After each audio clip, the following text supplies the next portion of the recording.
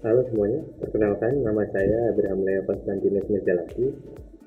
Saya dari kelas TI 21B1 dengan NIM 31211030, Prodi Teknik Informatika Universitas Pelita Bangsa. Hari ini saya akan membuat tugas presentasi dari mata kuliah Big Data. Adapun tugasnya akan saya tampilkan, presentasinya akan saya tampilkan.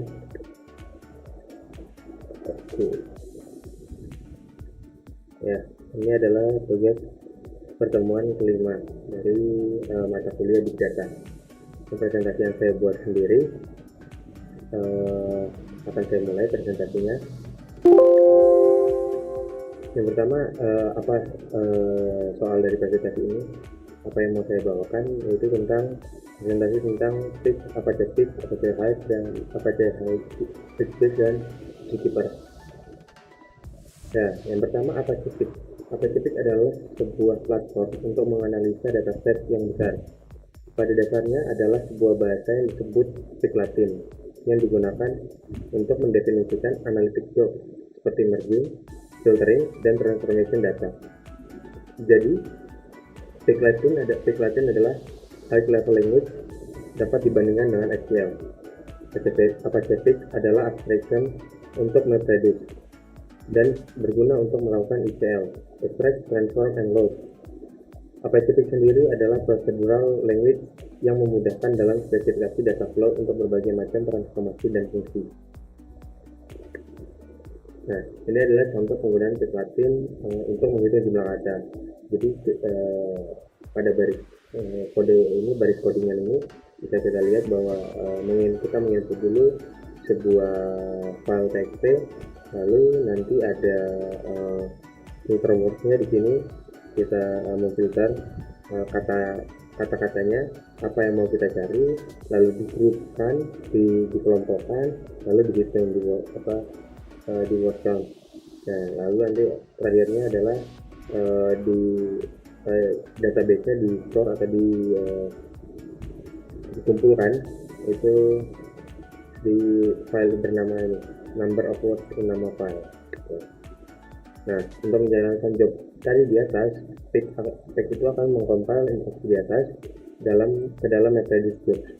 Nah, kemudian dikirim ke Hadoop untuk melakukan parallel processing. Nah, Fix Latin memiliki built-in function yang memudahkan coding tugas analitik seperti evaluation.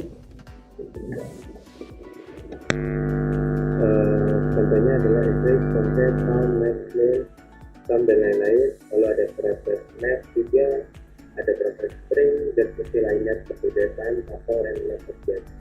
Nah, kita juga bisa membuat different definition function dengan bahasa yang didukung seperti Java, Python, JavaScript, Ruby, dan Python. Adapun cara lainnya embed Fix ke bahasa tersebut. Jadi sederhananya, Fix adalah high level framework untuk menjalankan MapReduce pada Hadoop cluster. Dan yang kedua ada Apache Hive. Apache Hive adalah sistem gudang data terdistribusi dan toleran terhadap kesalahan yang membutuhkan analisis dalam skala besar.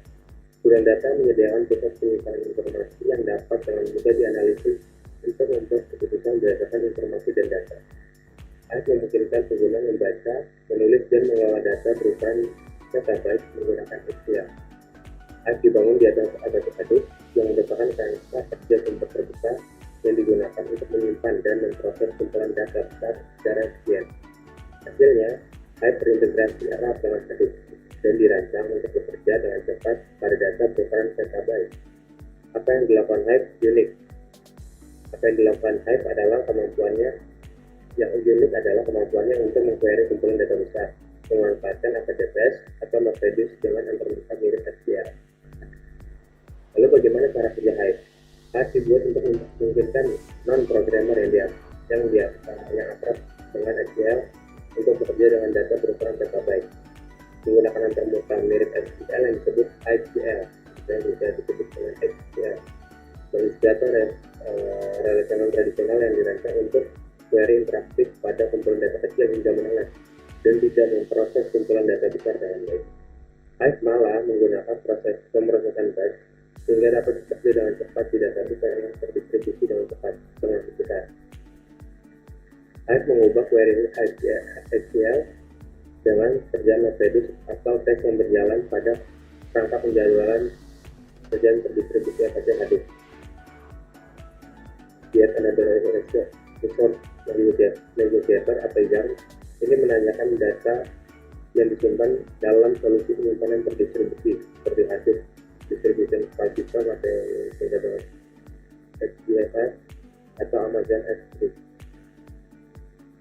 Hive menyimpan database dan metadata tabelnya di Metastore yang merupakan penyimpanan untuk database atau file yang memungkinkan abstraksi dan penemuan data yang mudah. Hive menyediakan Xcatalog yang merupakan lapisan manajemen tabel dan penyimpanan yang membaca data dari Metastore Hive untuk memfasilitasi integrasi yang lancar antara Hive, Apache Fix, dan MapReduce. Dengan menggunakan Metastore, Xcatalog memungkinkan Fix dan MapReduce menggunakan struktur data yang sama seperti Hive, sehingga metadata tidak perlu didefinisikan ulang untuk setiap mesin. Aplikasi khusus atau integrasi pihak ketiga dapat menggunakan Web Escape yang merupakan RESTful API untuk Xcatalog guna mengakses dan menggunakan kembali metadata Hive. Dan manfaat Hive yang pertama adalah cepat. Hive dirancang untuk menangani data berukuran petabyte dengan cepat menggunakan pemrosesan. Lalu yang kedua adalah akrab. Hive menyediakan antarmuka mirip SQL yang familiar dan dapat diakses oleh non-programmer. Yang ketiga dapat diskalakan. Hive juga bisa didistribusikan dan diskalakan berdasarkan kebutuhan. Yang ketiga ada Apache Hadoop. Apache Hadoop adalah penyimpanan data besar bersumber terbuka, NoSQL dan terdistribusi. Hal ini memungkinkan akses acak, konsisten dan real time ke data berukuran petabyte. HDFS sangat efektif untuk menangani kumpulan data yang besar dan jarang. HDFS terintegrasi secara mulus dengan Apache Hadoop dan ekosistem Hadoop yang berjalan di atas sistem file terdistribusi atau Hadoop atau yang bisa kita sebut HDFS atau Amazon S3 yang menggunakan sistem file Amazon Elasticsearch MapReduce EMR atau EMR/FS. HDFS berfungsi sebagai masukan dan keluaran langsung ke kerangka kerja Apache MapReduce untuk Hadoop dan bekerja dengan Apache Phoenix untuk mengaktifkan query minute SQL melalui tabel HDFS. Lalu bagaimana cara kerjanya HDFS?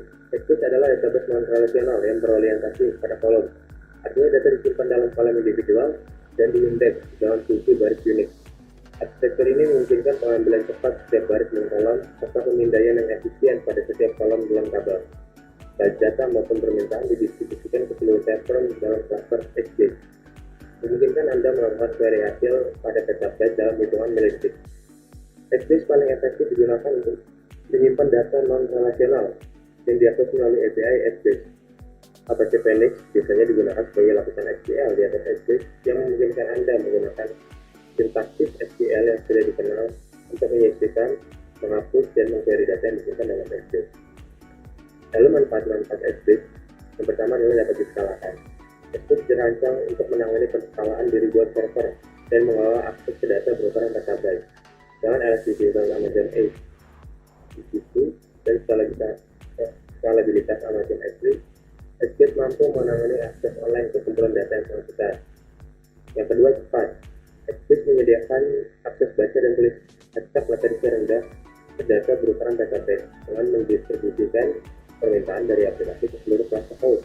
Setiap host memiliki akses data ke HDFS dan S3 dan melayani permintaan baca dan tulis dalam milidetik. Yang ketiga adalah toleran terhadap kesalahan. HDFS membagi data yang disimpan dalam tabel di beberapa host di cluster dan dibangun untuk menahan kegagalan host individual karena data disimpan di HDFS atau S3. Host yang sehat akan secara otomatis dipilih untuk menampung data setelah dilayani oleh host yang gagal, dan data akan online secara otomatis. Nah, yang terakhir adalah Zookeeper. Zookeeper adalah perangkat lunak tingkat atas yang dikembangkan oleh Apache yang bertindak sebagai layanan receiver dan digunakan untuk memelihara data, penanaman dan konfigurasi serta menyediakan sinkronisasi yang fleksibel yang kuat dalam sistem terdistribusi. Zookeeper melacak status node cluster Kafka dan juga melacak topik naskah, partisi, dan lain-lain. Zookeeper sendiri membutuhkan beberapa klien untuk melakukan dan membaca dan menulis secara bersamaan, dan bertindak sebagai layanan konfigurasi bersama dalam sistem. Protokol siaran atau zookeeper atau ZAB adalah otak dari keseluruhan sistem sehingga membutuhkan zookeeper bertindak sebagai sistem siaran atom dan mengeluarkan membawa secara teratur. Lalu bagaimana cara kerja zookeeper? Data dalam zookeeper dibagi menjadi beberapa kumpulan node, dan inilah cara data tersebut mencapai ketersediaan dan konfigurasi yang tinggi. Jika semua node gagal, zookeeper dapat melakukan migrasi failover secara instan. Jika pemimpin gagal, node baru akan dipilih secara real time melalui polling dalam Ensemble. Klien yang terhubung ke server dapat menanyakan node yang berbeda jika node pertama gagal merespon. Nah, ini adalah bentuk arsitektur dari zookeeper. Pertama, klien itu adalah node dalam cluster aplikasi terdistribusi yang mengakses informasi dari server. Dan setiap klien mengirimkan pesan ke server ini dalam interval waktu tertentu untuk memberitahu bahwa klien masih hidup, dan server mengirimkan pengakuan ketika klien terhubung. Jika tidak ada respon dari server yang terhubung, klien secara otomatis akan mengalihkan pesan ke server yang lain. Ensemble adalah sekelompok server zookeeper dibutuhkan minimal 3 node untuk membentuk sebuah ensemble. Server adalah node dalam ensemble yang menyediakan layanan kepada klien. Leader dipilih pada permulaan layanan dan dapat melakukan pemulihan otomatis jika salah satu node yang terhubung gagal. Follower mengikuti instruksi leader.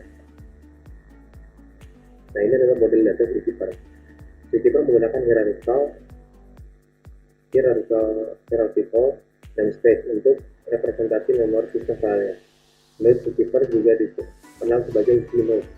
Setiap gnode diidentifikasi dengan nama dan dipisahkan dengan tanda slash atau garis miring. Namespace-nya terlihat mirip dengan sistem file Unix. Sistem gnode dalam model data zookeeper mempertahankan struktur statis. Ya, terima kasih. Itulah presentasi dari saya. Jika teman-teman ingin bertanya mengenai presentasi tadi, bisa langsung ke kolom komentar. Nantinya video ini akan diupload di YouTube saya. Dan terima kasih atas waktunya sudah menyaksikan. Semoga ilmu yang dari saya tadi bermanfaat. Terima kasih dan sampai jumpa lagi.